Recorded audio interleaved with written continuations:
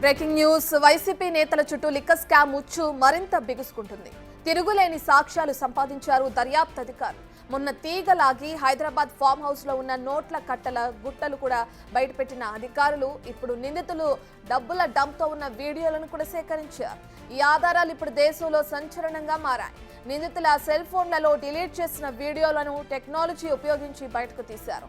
ఎప్పుడో డిలీట్ చేసిన ఎన్క్రిప్టెడ్ వీడియోలను కూడా సైతం అటు రిట్రైవ్ చేశారు. సాంకేతికంగా తిరుగులేని ఆధారాలతో లిక్కర్ స్కామ్ ను ఛేదిస్తున్నారు అధికారులు. సిట్ తాజా ఆధారాలతో ఇప్పుడు వైసీపీ నేతలు డిప్రెషన్ లో పడ్డారు.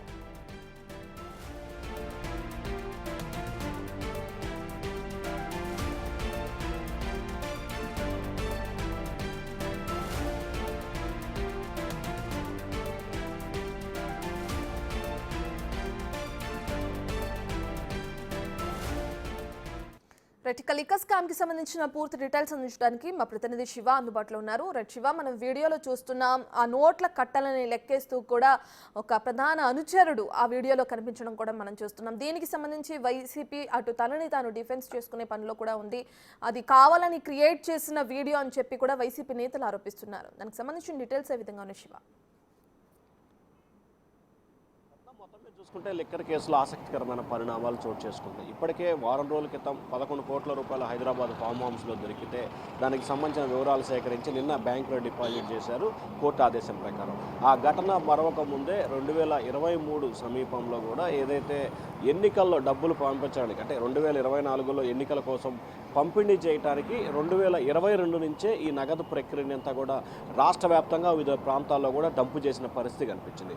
సో ఈ డంపు చేసిన వీడియోకి సంబంధించి అంటే వీరికి ఎక్కడెక్కడైతే ఏ డిక్షనరీల నుంచి అయితే డబ్బులు వస్తాయో వాటన్నిటిని కూడా ఒక చోట పేర్చి పలానా దగ్గర నుంచి ఇంత డబ్బులు వచ్చినాయి అని చెప్పి కూడా వాటన్నిటిని కూడా వీడియో రికార్డ్ చేసి చెవిరెడ్డి భాస్కర్ రెడ్డికి, అలాగే ఈ కేసులో ప్రధానమైన సూత్రధారి పాత్రధారి ఉన్న కసిరెడ్డి రాజశేఖర రెడ్డికి వీడియోలు తీసి పంపించిన పరిస్థితి కనిపిస్తోంది. 2022-23 సమయంలో కూడా ఏదైతే వెంకటేష్ నాయుడు, చెవిరెడ్డి భాస్కర్ రెడ్డి ప్రధానమైన అనుచరుడు, ఎన్నికల నాటికి సంబంధించి కూడా ఈయన వద్ద నుంచే రాష్ట్రంలో వైఎస్ఆర్సీపీకి సంబంధించిన ఎమ్మెల్యేలకి ఇన్ఛార్జీలకు కూడా డబ్బులు పంపిణీ ఈయన ద్వారానే జరిగింది. సో ముఖ్యంగా ఉమ్మడి చిత్తూరు, ఉమ్మడి ప్రకాశం, ఉమ్మడి నెల్లూరు జిల్లాకు సంబంధించి ఎక్కువగా పంపిణీ కార్యక్రమం ఈయన చేతుల మీదుగానే జరిగింది.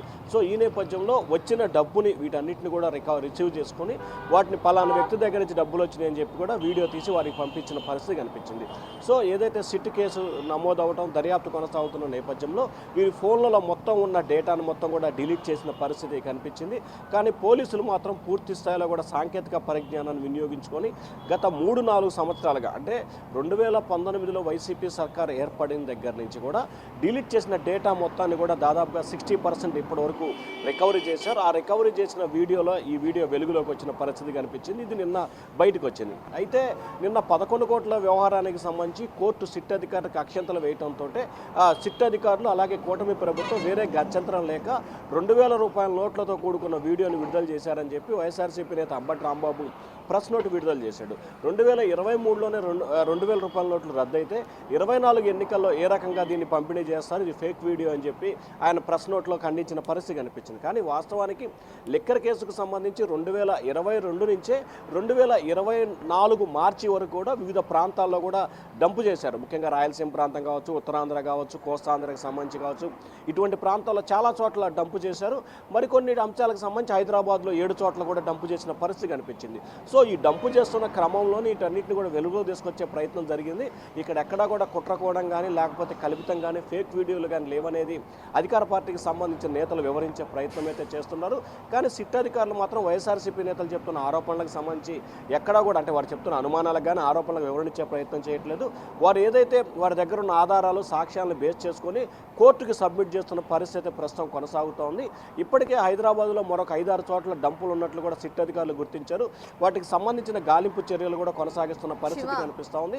ఏదైతే ఇటీవల కాలంలో ఏ పార్టీగా ఉన్న వరుణ్ని అదుపులో తీసుకొని విచారించిన తర్వాత ఈ డేటా మొత్తం కూడా అంటే ఈ సమాచారం కావచ్చు, ఈ డేటా కావచ్చు, మొత్తం ఆయన ఇచ్చిన సమాచారాన్ని బేస్ చేసుకుని సిట్ అధికారులు ఈ వివరాలన్నీ కూడా సేకరిస్తున్నట్టు తెలుస్తూ ఉంది. ఇంకా దాదాపుగా 100 కోట్ల రూపాయలకు సంబంధించిన వీడియోలు, ఆడియోలు కూడా ఉన్నట్లు సిట్ అధికారులు అయితే భావిస్తున్నట్టు తెలుస్తూ ఉంది. రత్న రైట్ శివ, వీడియోలో వెంకటనాయుడు క్లియర్గా ఆ డబ్బుతో ఉన్న వీడియోని మనం చూస్తున్నాం. అయితే మరి ఈ వీడియోకి సంబంధించి కోర్టు ఎటువంటి చర్యలు తీసుకునే అవకాశం కనిపిస్తుంది? అంటే ఈ అంశానికి సంబంధించి ఇప్పటికే వెంకటేష్ నాయుడు ఆల్రెడీ రిమాండ్లో ఉన్న పరిస్థితి కనిపిస్తుంది. అరెస్ట్ చేశారు, రిమాండ్లో ఉన్నాడు. అయితే ఈ వీడియోని బేస్ చేసుకొని ఇవాళ అంటే ఈరోజు ఆదివారం కాబట్టి రేపు విజయవాడ ఏసీబీ న్యాయస్థానంలో సిట్ అధికారులు మెమో దాఖలు చేస్తారు. తమ వద్ద దొరికిన సాక్ష్యాల ఆధారాల్లో మరొకటని చెప్పి దాన్ని జత చేసిన తర్వాత వెంకటేష్ నాయుడిని మరొకసారి కస్టడీకి ఇవ్వాలని చెప్పి కూడా కోరే అవకాశం కనిపిస్తోంది. అప్పుడు వెంకటేష్ నాయుడిని కస్టడీ తీసుకొని అసలు ఈ నగదు ఎప్పటిది, ఎప్పుడు ఎక్కడ చేశారు, అలాగే ఎవరి దగ్గర నుంచి మీకు వచ్చింది, ఈ నగదు వీడియో తీసి ఎవరికి పంపించారు, ఈ నగదుని ఎవరెవరికి చేరవేశారు, ఆ నగదు ప్రస్తుతం ఎక్కడుంది అనేక అంశాలకు సంబంధించి కూడా ఆయన కస్టడీకి తీసుకొని వివరాలు చేపట్టే ప్రయత్నం అయితే సిట్ అధికారులు చేసే అవకాశం కనిపిస్తోంది. సో సిట్ అధికారులు కోరినట్లు కూడా ఏసీబీ న్యాయస్థానం కస్టడీకి ఇస్తుందా, లేకపోతే గతంలో ఆల్రెడీ కస్టడీకి ఇచ్చాం మళ్ళీ ఎందుకని ప్రశ్నిస్తుందా అనే దానికి సంబంధించి కూడా 1-2 రోజుల్లోనే క్లారిటీ వచ్చే అవకాశం అయితే కనిపిస్తోంది. అయితే లిక్కర్ కేసు వ్యవహారానికి సంబంధించి సిట్ అధికారులు సాధించిన సాక్ష్యాధారాలకు సంబంధించి మరొక కీలకమైన సాక్ష్యాన్ని అయితే ప్రస్తుతం అధికారులు సాధించినట్లు కూడా భావించాలి. Ratna. Right, thank you Shiva.